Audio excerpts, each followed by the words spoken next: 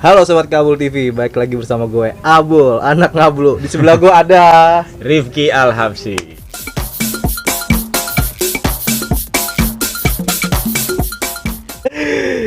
baru pertama kali ya. Iya. Kita tasnya gini. Social Social distancing. Tapi nggak apa-apa, yang aman ya, nggak pakai masker ya. Aman. Kita udah rapid test kok. Sama, gue juga udah rapid. Akhirnya hasil apa ya? Negatif. Alhamdulillah. Rifki, gimana kabarnya? Sehat ya? Alhamdulillah sehat. Gimana bro? Alhamdulillah juga sehat. Jauh nggak ke sini? Banget, cuy, jauh banget. Gue dari rumah gue di timur ke Barat. Perbatasan selatan. Jauh banget. Tadi hujan sih. Gimana puasa? Lancar ya? Alhamdulillah lancar puasa. Walaupun di tengah pandemi COVID-19, ya kita berusaha tetap tetap semangat ngejalaninnya ibadah puasa, walaupun kita nggak bisa taraweh di luar tapi tetap bisa di rumah. Tapi ada hikmahnya juga ya, maksudnya puasa di tahun ini kan berbeda banget. Sebelumnya kan kita taraweh di masjid bareng-bareng bukber, sedangkan sekarang di rumah terus sama keluarga. Ada hikmah juga nggak? Oh iya, jadi kita lebih sering buka bersama di rumah. Biasanya kan paling di minggu-minggu awal aja atau berapa hari di awal tuh buka di rumah, selebihnya di luar. Sibuk ya pasti ya. Buka bersamanya banyak, udah gitu di mall, udah gitu pengen makan di sini, pengen buka di sini, kayak gitu.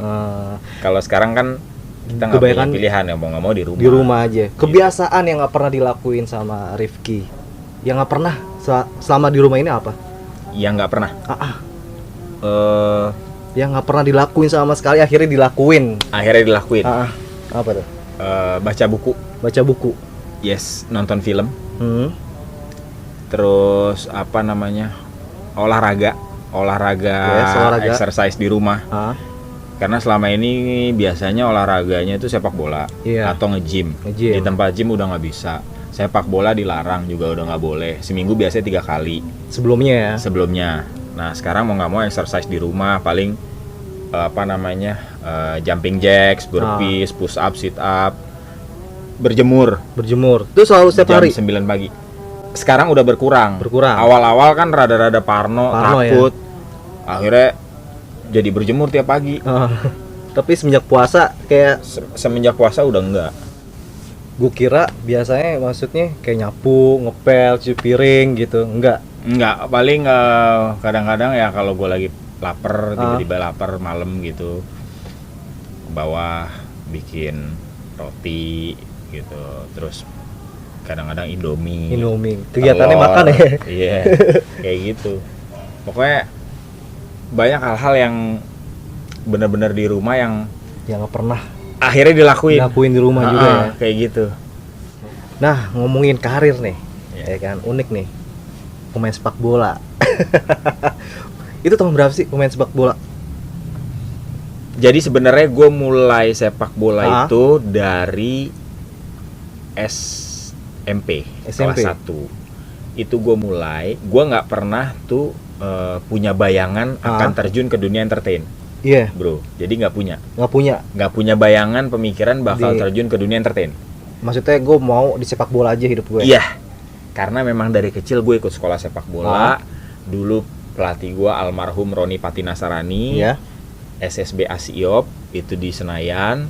Gue latihan bola di situ sampai akhirnya gue bisa masuk di Persija Under 18 di tahun 2003. Itu gue masuk Under 18, terus gue sempet ikut pekan olahraga pelajar nasional Popnas DKI. Gue masuk di tim Nas DKI tahun 2004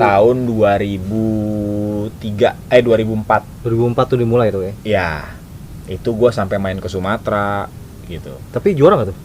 Nggak juara, kita kalah sama Makassar di perempat final. Iya, waktu itu gue. Nah, yang bikin acuan lo pengen jadi pesepak bola gitu ya kan? Maksudnya SMP. Setelah yang dorong lo siapa tuh? Bokap. Karena bokap gue dulu mau jadi pemain bola tapi nggak kesampean. Akhirnya anaknya turunin. Di rumah udah banyak gelas pecah, pajangan gara-gara gue main tuh. Iya. Akhirnya dia bilang ya udah kamu harus jadi pemain bola nih. Tapi karena memang dia ngelihat dan pelatih juga bilang gue punya skill dalam bola. Emang dari kecil diajarin sama bokap gimana? Jadi bokap gue dulu setiap main bola tuh ngajakin gue. Waktu itu gue masih kayak kelas 5 SD, kelas 6 SD main bola di pinggir. Oke, dia sempat ngajakin gue segala macem. Di situ gue jadi main bola terus. Akhirnya dimasukin sekolah bola. Dia ngelihat, dia bilang kalau kamu nggak bagus, papa nggak akan paksa kamu untuk main bola. Tapi karena kamu bagus, pelatih kamu juga bagus. Akhirnya ya udah, abah gue bilang terjun aja langsung. Terjun. Setelah Liga Remaja, singkat cerita, Liga Remaja Persija Under 18, gue nggak dapat klub sama sekali. Dan gue baru mau mulai masuk kuliah. Kuliah gue terpending, gue nggak dapat klub, nganggur. Kenapa kuliah gue terpending waktu itu? Karena gue ikut Liga Remaja Under 18, jadi gue fokus di mes. Gue bilang gue pending dulu setahun nih, tahun depan baru gue masuk kuliah. Ternyata setelah gue selesai, gue nganggur tuh. Ditawarin lah sama agensi. Iya, ketemu gue. Kamu mau nggak saya foto? Foto. Buat apa ya mas? Kamu punya potensi nih, saya mau masukin kamu casting iklan. Enggak mas, gue nggak mau. Enggak, saya nggak mau. Saya nggak bisa mas. Kalau disuruh main bola saya bisa, tapi kalau disuruh gaya-gaya modeling nggak mau ya? Saya nggak bisa. Enggak. Kamu nanti saya ajarin, kamu nggak usah modeling, kamu cuman foto, saya foto. Nanti fotonya saya kasih ke PH untuk kamu ikut casting. Kamu ngapain sekarang? Nggak ngapa-ngapain? Ya udah, nggak usah bayar. Dia bilang gitu. Oh gitu. Dia fotografer. Biasanya dibayar. Yeah. Ya gue nggak bayar. Jadi dia mau fotoin. Sukarela. Dimasukin lah. Dipanggil casting. Pertama kali gue casting dapet. Zaman itu iklan sepatu bata. Masih ada tuh. Gue inget. Wah, gue seneng banget tuh bisa nyari duit. Tapi kok lu maksudnya tertarik gitu? Akhirnya ada yang mau? Karena nggak mau ya kan? Iya, karena dia meyakinkan gue bahwa nggak ada salahnya dicoba deh. Kamu tuh harus coba gini. Kamu nggak ngapa-ngapain juga, katanya. Tapi lu percaya sama orang itu? Maksudnya fotografer itu? Awalnya gue ragu, tapi setelah dia berusaha meyakinkan gue, terus gue kan merhatiin orangnya. Ini orang bener nggak ya? Atau ada udang di balik rempeyek? Iya, apa kan gimana? Macam-macam ya kan ya. Terus gue lihat bener. Terus dia ngenalin keluarganya. Oh iya, oke, nanti Rifki saya ajak casting di sini ya. Kamu nanti datang. Gue lihat, oh bener nih orang gitu. Memang tujuannya untuk kerja, untuk bisnis gitu, bukan untuk macem-macem. Yang dikhawatirin nyokap gue juga itu. Nyokap maksudnya orang tua juga ini ya? Iya, sempat khawatir juga. Ngapain sih ini orang ngajak-ngajak? Udah, akhirnya keterima. Dari situ gue mulai casting. Nah, jadi awalnya gue iklan. Oke, pas casting gimana itu? Lu disuruh ngapain awal-awal? Itu gue deg-degan. Kan lu nggak ada basicnya sama sekali kan? Nggak ada basic, depan kamera, pegang kertas, nama, usia, gitu tinggi, doang. berat. Oke, saya mesti gimana lagi ya? Nggak apa-apa sih ini kertasnya katanya. Oke. Nanti kamu ngomong ya nama kamu, umur kamu, tinggi, berat. Kamu tengok kanan, tengok kiri. Udah, oke. Itu gue nervous. Itu dilatih baik orang tuh ya? Apa cuma beberapa orang? Beberapa orang bagian casting. Itu gue deg-degan. Oke. Gue coba tenangin diri gue dulu. Ya udah. Baru deh gue, halo nama saya Rifki, umur saya gini. Tengok kanan. Itu gue kaku banget. Itu tengok kanan suruh motivasinya apa itu? Nggak tahu, gue juga nggak ngerti. Oke, putar badannya mah, Dek, katanya. Udah ya, gue bilang. Udah, ya udah. Gue pulang, alhamdulillah. Gue gitu bilang selamat. Iya, gitu doang. Abis itu masuklah nominasi. Berapa orang? Ada sekitar 4 atau 5 orang. Dari 4-5 orang itu yang kepilih 2. Salah satunya gua yang jadi anak. Yang jadi bapak ada lain nominasi lagi. Jadi ibu, jadi ceritanya satu keluarga. Kriteria beda-beda lah. Lo yang anak ya. Iya. Terus gimana tuh? Pas awal-awal akhirnya? Akhirnya gue keterima. Ya udah gue ngikutin aja, dari situ gue belajar. Oh, di depan kamera tuh gini. Oh, deg-degan kayak gini, keringet, panik. Nah, terus gue berusaha untuk ngelihat iklan-iklan, terus film, karena dari dulu emang gue juga suka nonton film kan. Gue lihat gimana sih nih orang-orang, oh gini gerakannya kayak gini. Tapi nggak semudah itu gitu loh. Emang gue struggle banget awalnya, karena gue nggak punya basic, di entertain lah ya. Tapi ya gue belajar, gue learning by doing. Sampai Akhirnya gue main sinetron pertama kali di Multivision Plus. Multivision Plus. Pertama kali sinetron gue itu gue main sama pemain top semua. Tuh di tahun berapa? Di tahun 2006. Primus Yustisio, Anjasmara, Tia Ivanka, sinetron Titipan Ilahi. Gua jadi adik tirinya Anjasmara. Bokap gua Om El Manik. Nyokap gua semua itu ya. Nyokap gua Cut Sarah. Pemain lainnya Ramzi, Primus, Tia Ivanka, dan lain-lain. Besar-besar lah ya. Gua yang anak paling baru. Sutradaranya Pak Maruli Ara. Habis gue dibully. Pertama kali itu gimana, tegang gak sih ingat aktor-aktor yang udah gue datang telat karena zaman itu gue masih kuliah. Oke. Kuliah akhirnya kuliah.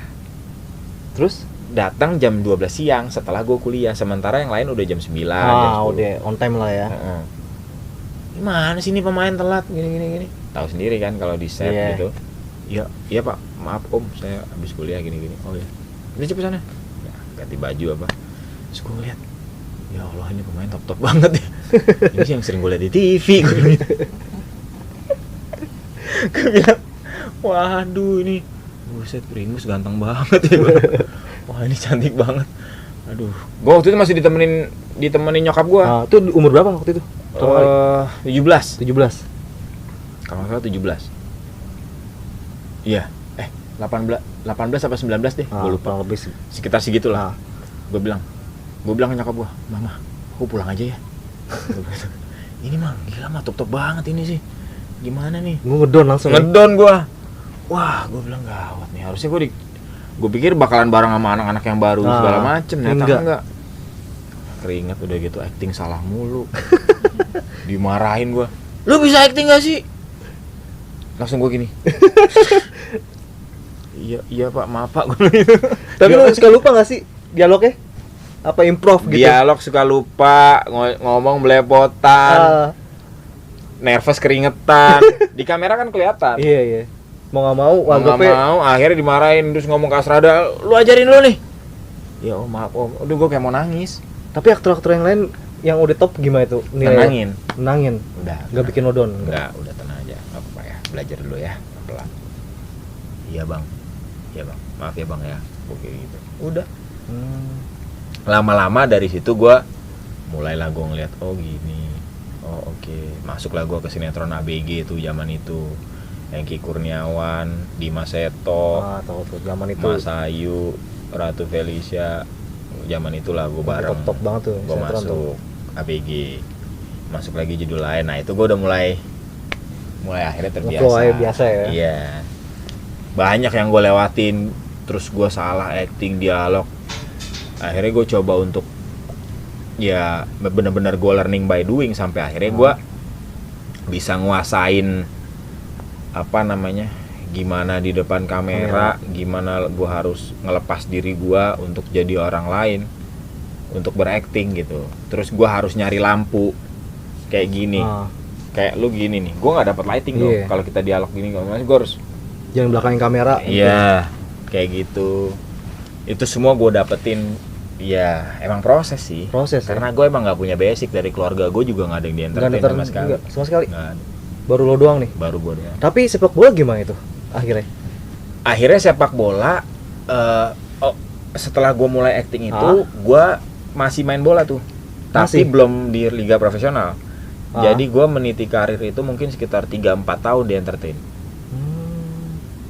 Nah gue baru mulai masuk lagi di bola setelah gue main di Senayan. Ada salah satu pelatih waktu itu dari Bulgaria, dari namanya Arkan Yuri, mungkin pernah dengar. Dia lihat gue, dia waktu itu ngelatih Persik Kediri. Terus dia bilang mau untuk seleksi gue. Nah saat itu gue nggak bisa. Sebulan kemudian ada seleksi lagi Persiba Balikpapan di Jakarta. Pelatihnya Peter White dari Inggris. Nah itu gue ikut. Itu di tahun 2007 akhir. Itu lo ikut seleksi tuh? Iya. Akhirnya gimana seleksi? 2008. 2008. Nah waktu gue syuting 2005, 2006 sampai 2008 gue ikut seleksi. Iya. keterima. Terus lu bimbang gak? Akhirnya gue diterima sepak bola terus itu gue sangat bimbang. Dunia entertain yang udah gue jalanin struggling ini, yang gue udah mulai nemuin flow-nya. Tapi di satu sisi gue punya rasa penasaran yang besar sama olahraga yang udah gue dalamin sejak kecil. Yang mana gue harus bikin keputusan karena mungkin nggak bisa gue ulang lagi. Iya benar. Karena sepak bola ada batas umur. Batas umur berapa? Enggak, maksud gua kan lu nggak bisa terus-terusan main bola sampai umur 40, 30 aja mungkin udah mulai menurun. Saat itu gua mikirnya. Tapi gua mikir gua udah entertain, udah nemu jalannya, udah dapet flow-nya. Itu gua ngambil keputusan yang benar-benar dilematis waktu itu. Tapi gua udah keterima dengan nilai kontrak sekian ratus juta di tahun itu. Gede ya. Persiba Balikpapan. Nah, gue mikir, gue bertahun-tahun main bola, terus gue nggak ngerasain Liga Indonesia, kayaknya ada something yang gede nih. Iya nih, ini harus gue lakuin nih. Gue mengambil keputusan lah saat itu, gue terjun ke sepak bola. Di umur 23 atau 24, gue lupa. 23 tuh. 24 tahun. 24 tahun. Ya. Terjun di tim profesional. Kalau secara hitungan menurut gue telat. Iya, makanya gue kaget. Iya dong. Iya, makanya kan gue bilang tadi yang 4 tahun itu kan gue di entertain. Iya bener. Dari gue umur 19. Tapi lo selama di entertain itu lo olahraga gak sih? Olahraga. Tetap. Makanya kondisi fisik gue bagus.